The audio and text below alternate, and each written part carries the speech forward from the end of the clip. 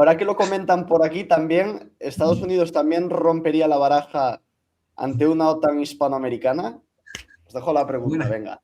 Venga, Ruiman. Venga, Ruiman. Eso, mira, eso yo lo comenté hace muchísimo tiempo sobre el tema de la OTAN hispanoamericana y evidentemente, y más con Trump, con su doctrina que está más enfocada, es una doctrina Monroe 2.0, está enfocada a Asia-Pacífico y también hacia lo que es todo el continente americano, no lo va a permitir, ¿eh?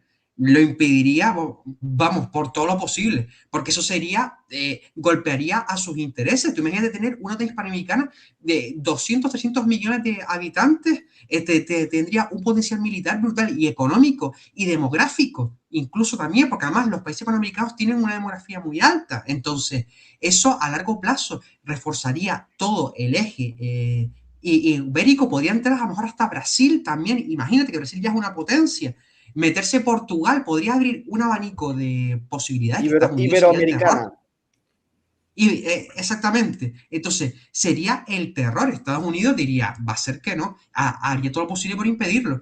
Bueno, y lo de Puerto Rico, bueno, yo no sé si se enteraron lo de Annette Falcón, la diputada esta reunificacionista, bueno, y lo pusiste tú, Leinos, creo, en un Twitter, que lo miré yo. Entonces, es muy interesante porque se están viendo opciones lo de Puerto Rico. Hay una parte de la población puertorriqueña que quiere formar parte de España y podría entrar dentro de la OTAN. Imagínense, esto es un supuesto, pero imagínense, Puerto Rico, si formara parte de España, entraría en la OTAN también y sería un paso para una OTAN hispanoamericana. Lo que lo veo muy difícil. Lo que sí veo factible, que está diciendo Eirín, que le mando un saludo, que es un colaborador del canal muy importante, pues una OTAN europea, lo que estás tú comentando también, Aitor, sí que lo veo yo más factible. Es decir, un ejército europeo, que Europa sea soberana y tenga autonomía a nivel de defensa, que nos interesa muchísimo. Eso sí que es perfectamente factible. Y ahí España tendría un papel fundamental en la seguridad de todo el continente, sobre todo de lo que es el flanco sur,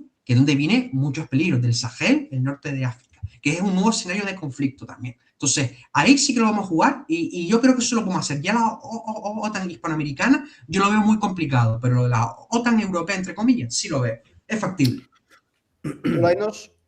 Pues mira, yo tengo, se lo comenté a Hitor antes, tengo un par de vídeos preparados para el viernes que van a salir precisamente abordando este tema. Son dos partes porque me parece un tema bastante complejo. Y yo lo que he hecho ha sido plantearlo, porque coincido con los dos lo que habéis dicho, es decir, una OTAN. Lo que pasa es que yo lo hago iberoamericano, ¿no? Es muy complicado porque, ya digo, sería como escenario Rusia-Europa. O sea, para Estados Unidos sería una pesadilla hecha realidad, o sea, imposible e implanteable para ellos. Perder el control de América, literal. Claro, o sea, es perder, o sea, perderían ya lo poco que les queda no lo van a hacer.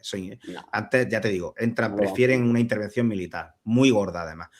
Pero sí que hay algo, que es lo que yo dije, que era factible, que yo planteé un poco, adelantando un poco el contenido de los vídeos, sí que se pueden hacer cositas. Mira, volviendo otra vez a la teoría de los intereses compartidos, lo que se puede hacer a lo mejor es ir identificando fases, a lo mejor, no sé si es algo generacional, casi 20, 30 y 40 años vista, pero identificando distintas fases. Por ejemplo, se puede empezar por un pacto de defensa dentro de la OTAN y de la Unión Europea entre Portugal y España para generar una especie de iberismo militar. Y luego, que, esto lo he planteado yo alguna vez ya y es súper necesario porque realmente Portugal también tiene algunos problemas en el tema de las Azores, en la demarcación marítima con Marruecos. Entonces, claro. Nosotros ahí podríamos aportar bastante y luego también, hacer eso un poco extensivo. Por ejemplo, crear, ¿qué te digo yo? Un centro de ciberseguridad iberoamericano, que eso ni siquiera hace falta un tratado, eso puede hacer un acuerdo administrativo.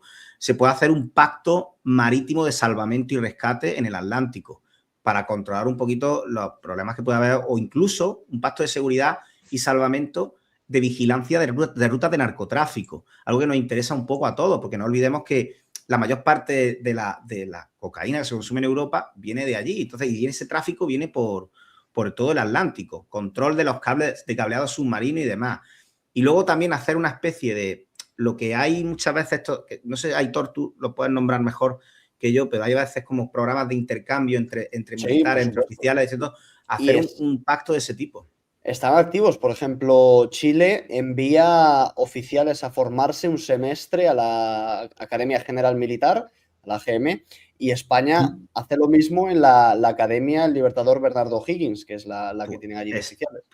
Eso hacerlo un poco extensivo a países. Para mí hay países clave que yo lo identifico también en el vídeo. Son Chile, Brasil, México, sí, España y Portugal. Esos 5 pilares pueden empezar con este tipo de colaboraciones puntuales que abordan problemas, porque hacer tratados sobre cosas que no tienen utilidad para nadie es papel mojado, es para hacerse fotos cada año en un sitio y ya está. Pero si identificamos intereses confluyentes, la teoría de los intereses que hablaba antes, los intereses confluyentes de todos esos países, se pueden armar colaboraciones puntuales y llegar al final a un pacto de cooperación y seguridad en defensa que incluya también incluso, por ejemplo, compras comunes, por ejemplo, llegar a un estándar de munición de artillería y un estándar de munición, por ejemplo, de armamento. Ese tipo de cosas se pueden ir consiguiendo muy poquito a poco. A lo mejor no vas a llegar nunca a una OTAN, pero vas a llegar a algo muy parecido, a un pacto de cooperación y seguridad en defensa que ya va a hacer que cuando alguien se siente a hablar con alguno de los países que esté en ese pacto, la cosa cambie. No es lo mismo hablar con un Colombia o con un Chile solo que con un Colombia y un Chile que tiene un pacto de cooperación de seguridad con Brasil, España, Portugal. Ya cuidado, ¿eh? Ya. Sí, la cosa cambia bastante. Claro, cambia la balanza de poder totalmente. Pero el problema que tenemos en España y en los países iberoamericanos es la inestabilidad política y también lo cortoplacistas que somos. Es decir, aquí los políticos ven lo que pueden hacer para ganar las siguientes elecciones, no ven más allá. No es como, por ejemplo, en China, que tienen programas a 40 años vista de planificación económica y cosas así. O sea, ese es lo que estamos principalmente limitados. También, por otra parte, me parece muy interesante que estamos empezando a desmentir las mentiras, ¿no?, que había sobre España, sobre la conquista de América, y esto es muy importante para empezar a crear una base social de gente que diga, hostia, pues podemos tener algo todos en común aquí, podemos montar algo aquí, algo juntos, algo serio. Y eso es muy importante, crear primero de todo la base social. Después también hablábamos de ir rompiendo ciertos hitos poco a poco para ir testando la reacción de Estados Unidos. Lo veo bastante importante también. Por ejemplo, en América, España tiene 2 aliados muy, muy evidentes o que quizás en los últimos años hemos aumentado nuestra presencia en esos países. Por un lado está Chile, que es a nivel militar quizás nuestro aliado más fuerte en América, Suramérica, bueno. Y después tenemos, por otra parte, a República Dominicana, que actualmente es el mayor comprador de armas de la región a España. Entonces, yo creo que incluso para empezar a testar o empezar esta OTAN hispana, un acuerdo trilateral de defensa mutua. Para comenzar a testar, es decir, que hay alguna cláusula de que, bueno, como hay el artículo 5, por ejemplo, en la OTAN, Chile, República Dominicana, España. Y después medir la reacción de Estados Unidos, pero creo que un siguiente paso sería enviar tropas a la frontera con Haití, porque ahora mismo los dominicanos tienen un problema bastante grande con el tema de Haití, de la violencia en Haití. Hay una misión de paz de la ONU en Haití, y tiene un problema también con el tema de la inmigración ilegal y así. Entonces, probar qué pasaría si pusiéramos tropas españolas, aunque fuese, yo que sé, una sección, 30 hombres, adiestramiento de las, a la Guardia Civil, a la Guardia Civil, poner otra sección de carabineros, otros 30 hombres de Chile allí, e ir testando poco a poco.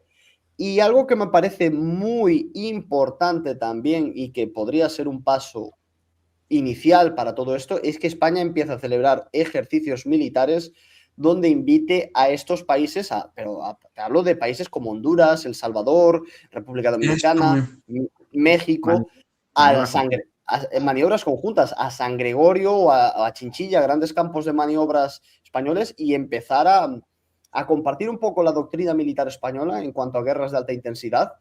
Además, Chile tiene las brigadas acorazadas, que son muy parecidas a nuestras brigadas polivalentes, o sea que pueden traer los Leopard chilenos desde allí si hace falta, o traer medios blindados.